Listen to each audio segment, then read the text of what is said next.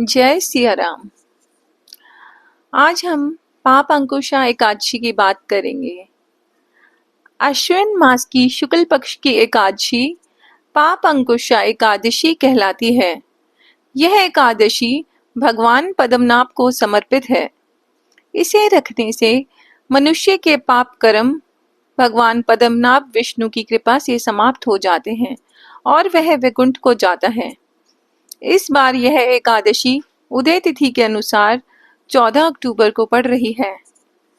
इस दिन सुबह सुबह स्नान कर भगवान लक्ष्मी नारायण को लकड़ी की चौकी पर पीले आसन पर स्थापित कर पंचामृत से स्नान कराएं।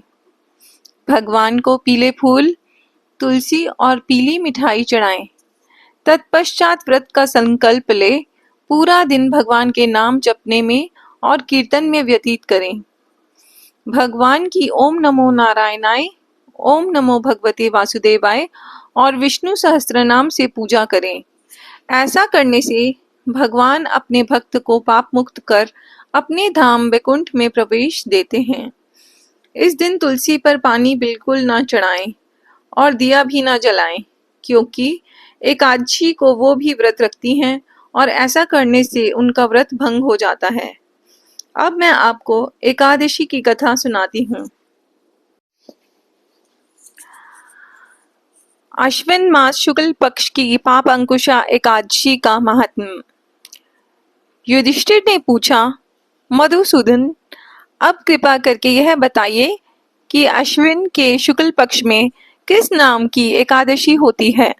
भगवान श्री कृष्ण बोले, राजन, अश्विन के शुक्ल पक्ष में एकादशी होती है, वह पाप अंकुशा के नाम से विख्यात है। वह सब पापों को हरने वाली तथा उत्तम है। उस दिन संपूर्ण मनोरथ की प्राप्ति के लिए मनुष्यों को स्वर्ग और मोक्ष प्रदान करने वाले पद्मनाभ संज्ञक मुझ वासुदेव का पूजन करना चाहिए। जितेंद्रिय मुनि चिरकाल तक कठोर तपस्या करके जिस फल को प्राप्त करता है, वह उस दिन भगवान गरुड़ ध्वज को प्रणाम करने से ही मिल जाता है। पृथ्वी पर जितने तीर्थ और पवित्र देवालय हैं, उन सबके सेवन का फल भगवान विष्णु के नाम कीर्तन मात्र से मनुष्य प्राप्त कर लेता है।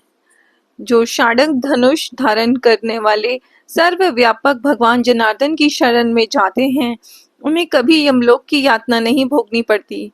यदि अन्य कार्य के प्रसंग से भी मनुष्य एकमात्र एकादशी को उपवास कर ले, तो उसे कभी यम यातना नहीं प्राप्त होती।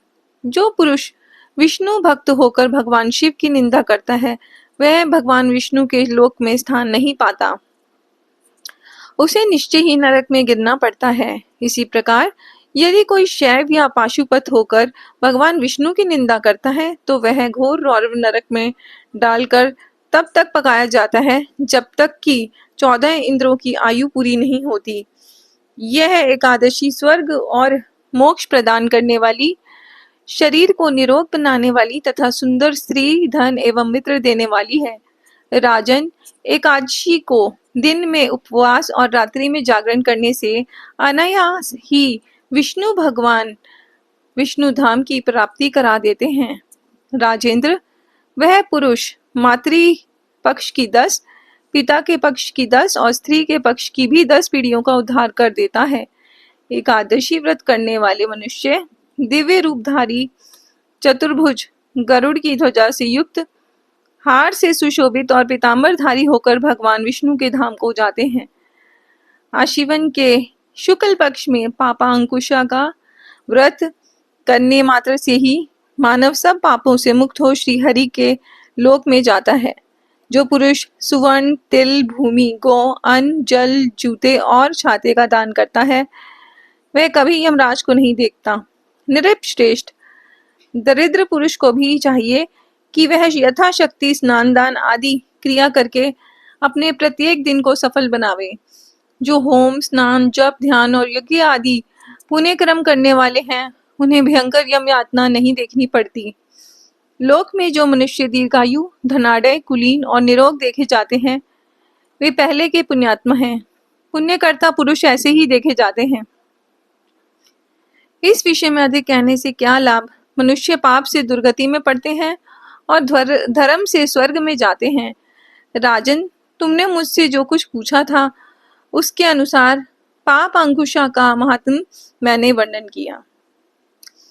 अब और क्या सुनना चाहते हो?